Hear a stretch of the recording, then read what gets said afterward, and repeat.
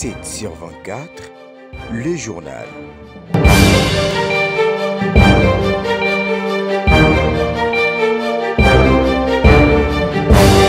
Les affrontements entre les FARDC et les M23 n'arrivent pas à dire son dernier. Le professeur Dr Joseph Kitaganya place un message et un mot de soulagement aux déplacés de guerre.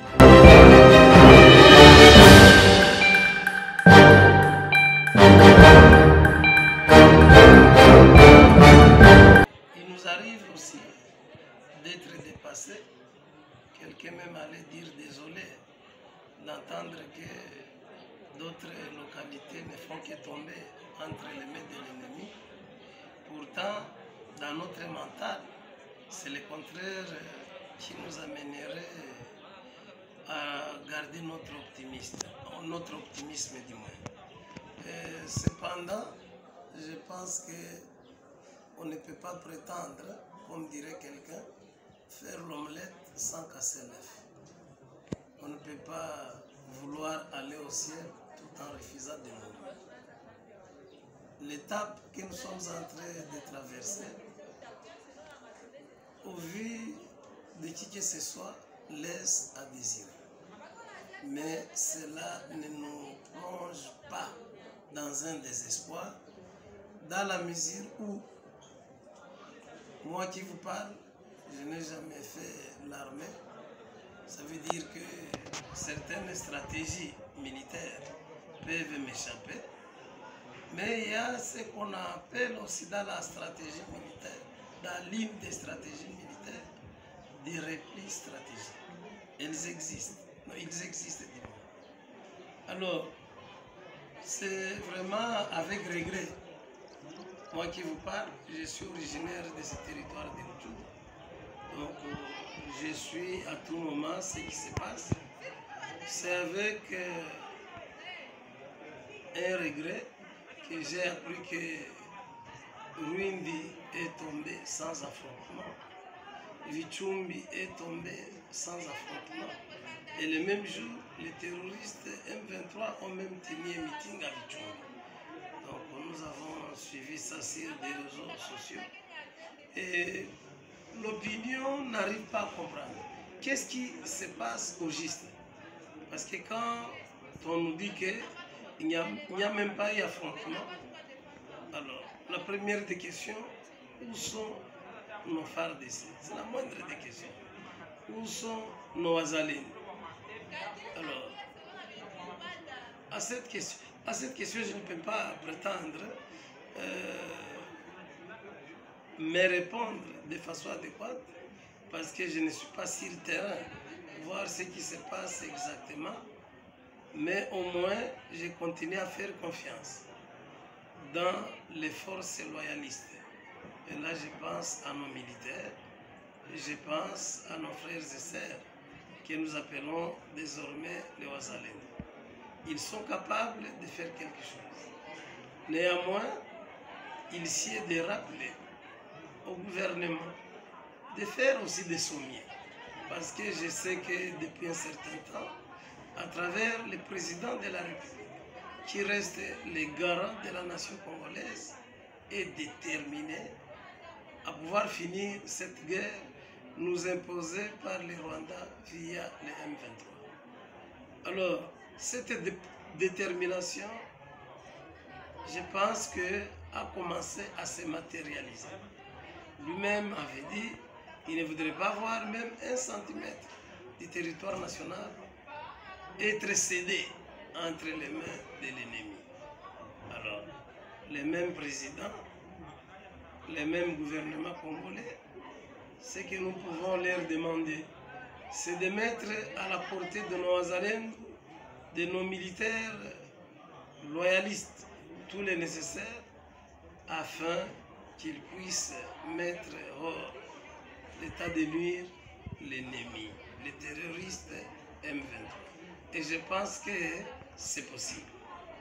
Messieurs les journalistes, une fois j'ai dit que ce soit le M23, que ce soit Kigali, avec le pouvoir hégémonique de Paul Kagame, reste des forêts, si pas une forêt, et plutôt un arbre qui cacherait toute une forêt. Voyez-vous, quand quelqu'un se me comporte, même en Afrique, il y a des sanctions que vous entendrez de la part de l'Union européenne, des sanctions que vous entendrez de la part des États-Unis. Mais depuis que ces grands criminels ont commencé à massacrer la paisible population de l'Est, est-ce que vous avez un jour entendu parler d'une sanction quelconque? Mais il n'y a pas trop longtemps, on a dit telle personnalité congolaise n'a pas le droit de mettre pied dans l'Union européenne. Mais qu'est-ce qui empêcherait à ces Blancs aussi de commencer à être plus concrets, plus réalistes en sanctionnant, n'est-ce pas? Parce que les chefs de tous ces massacres, je pense qu'ils sont connus. J'exhorte un peu plus au patriotisme. J'exhorte la population congolaise à récupérer les valeurs qui étaient les nôtres dans l'Afrique noire traditionnelle. L'hospitalité, l'accueil, ce n'était pas à négliger.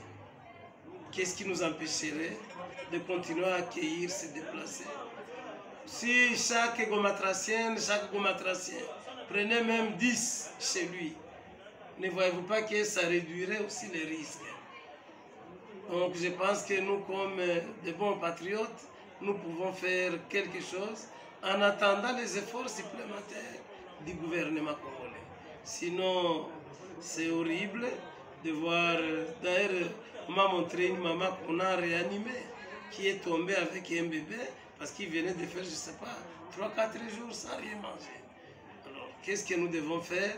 En attendant, Kinshasa, c'est un peu loin d'ici, en attendant les efforts de Kinshasa, est-ce que nous, au niveau local, nous ne pouvons pas faire quelque chose?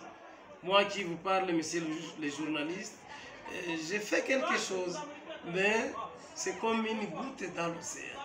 Quand vous arrivez à Kanyaruchinya, quand vous arrivez à Boulengo, quand vous arrivez au niveau de Don Bosco, c'est vraiment, vous pouvez pleurer. Mais si chaque Congolais pouvait faire quelque chose, ça allait gérer la souffrance de nos sœurs, la souffrance de nos frères qui sont dans des camps de déplacés. Nous regrettons de voir certains de nos députés de ce territoire ne rien dire au niveau du pouvoir central. Moi, je pensais que, comme on nous parle du focus, qu'est-ce qui empêcherait aussi tous ces députés de l'Est de se mettre ensemble et de présenter leurs doléances par rapport à leur base électorale? Et là, je vois, c'est difficile d'entendre nos élus de Rutshuru parler de la situation qui se vit dans ce territoire. C'est difficile d'entendre certains de nos députés de Massissi parler de ce qui se vit dans le territoire de Massissi. Alors, si les députés de Rutshuru n'en parlent pas, si les députés de Massissi n'en parlent pas, qui en parlera? Alors j'ai été très content parce qu'il faudrait éviter la politique de la chaise vide.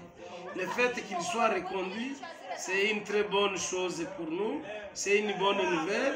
D'ailleurs, nous les félicitons, mais nous leur demandons désormais de se pencher aussi à la souffrance qui se vit à Rutshuru, à la souffrance qui se vit à Massissi, à la souffrance qui se vit dans une partie du territoire de Nyiragongo.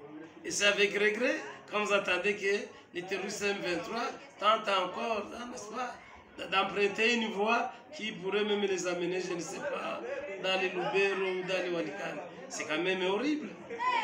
Les députés de Lubero commençaient à parler.